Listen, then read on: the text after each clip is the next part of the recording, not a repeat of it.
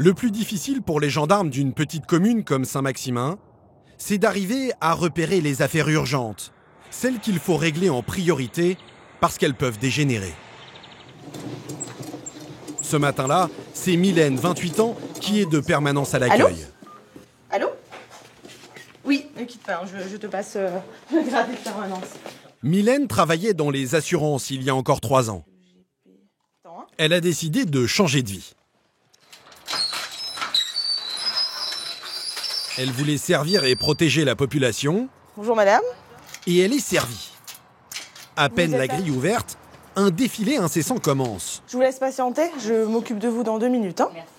Des dizaines de petits et de très gros problèmes à gérer. Alors, dites-moi.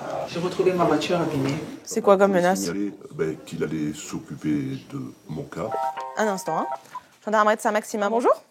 Monsieur, bonjour. Bonjour madame. Dites-moi.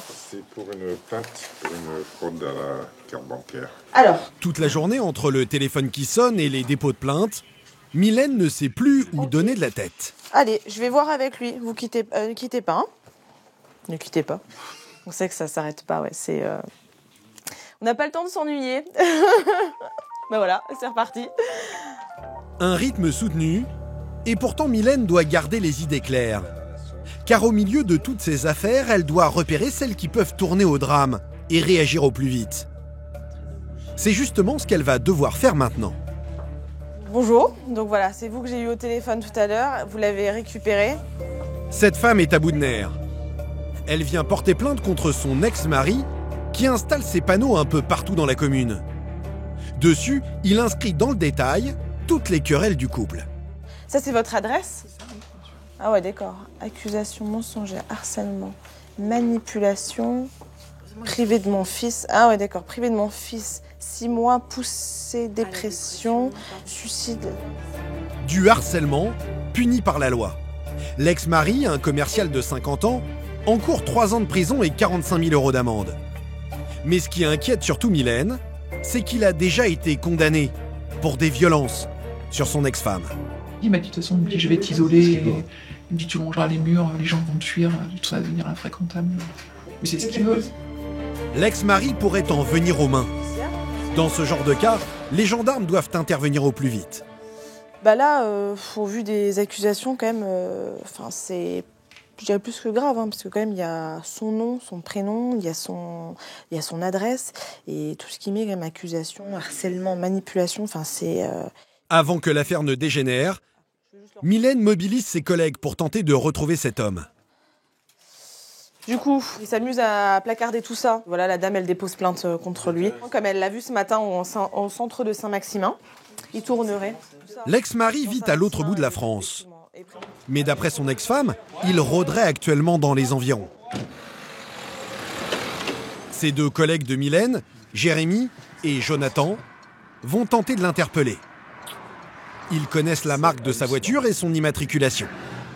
Des fois que lui se cache et qu'il attende sa sortie ou quoi que ce soit, vu dans l'état dans lequel il a l'air d'être, vaut mieux aller faire un tour, je pense que c'est pas plus mal, ouais. Le problème, c'est que là, ça prend des proportions trop importantes. Là. Ouais, oui, il faut agir. Ah là, clairement, faut réagir. Jérémy ne croit pas si bien dire. À peine arrivé aux abords du domicile de la plaignante, ça doit être ça, le panneau, à mon avis. De nouveaux panneaux, installés le matin même.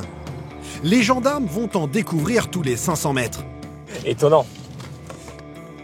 C'est vrai qu'il en a fait un paquet quand même. Hein. Allez, bah tiens. Allez hop, vamos. Le petit pousset, quoi.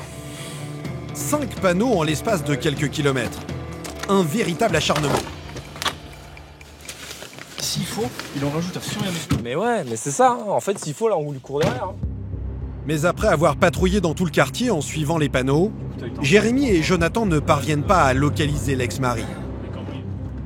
Alors tous les gendarmes disponibles s'y mettent, y compris Mylène, qui a quitté l'accueil. 407. C'est une 407. Regarde. Ah ouais, je n'arrive pas à voir l'immatriculation. Là-bas, elle part.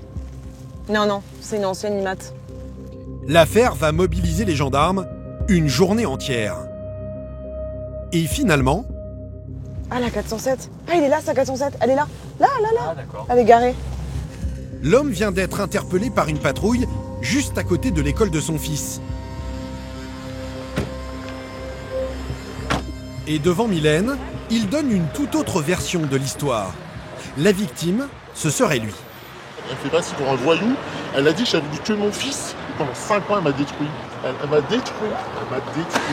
Psychologiquement. Sur une tantôt, j'ai rencontré. Dès que je sors, je reviens ici, je fais grève de la faim. Justice sera faite. Hors de question que j'accepte ça. Mais les gendarmes ne sont pas là pour jouer les conseillers conjugaux dans cette guerre de couple. On ne fait que constater les faits, on ne fait que entendre les différentes parties. Et c'est vrai que voilà, on ne peut pas prendre parti. C'est souvent ça, parce que voilà, ils se rejettent la faute l'un sur l'autre. En attendant, une plainte a été déposée pour harcèlement et l'affaire va être traitée par cet officier de police judiciaire. Bonjour monsieur. Monsieur, s'il vous plaît.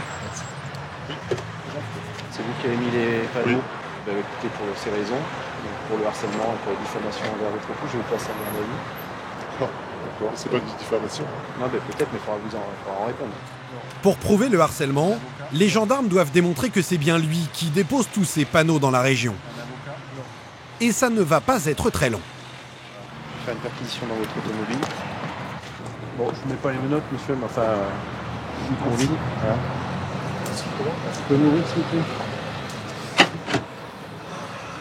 L'homme s'apprêtait manifestement à repartir en campagne contre sa femme.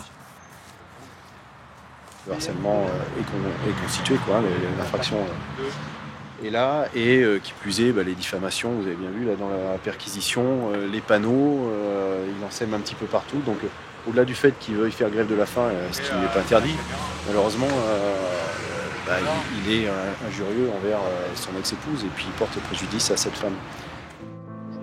L'homme est placé en garde à vue. Un nouveau coup dur pour lui, d'autant qu'au même moment, dans cette voiture blanche, il aperçoit son fils et son ex-femme. Ils font aussitôt en larmes. De peur qu'il ne commette un acte désespéré, les gendarmes l'entourent discrètement, prêts à intervenir. Il est ensuite conduit à la gendarmerie et après son audition, il passera la nuit en cellule. La lumière. Un moyen pour les gendarmes de laisser retomber la pression et de l'obliger à mesurer la gravité de ses actes. C'est vraiment le strict minimum et il y en a plusieurs qui ressortent des cellules. Ça les a fait réfléchir. Sur décision du procureur, l'homme sera libéré le lendemain matin. Quelques jours plus tard, il déposera de nouveaux panneaux dans la ville. Le dossier est désormais entre les mains de la justice.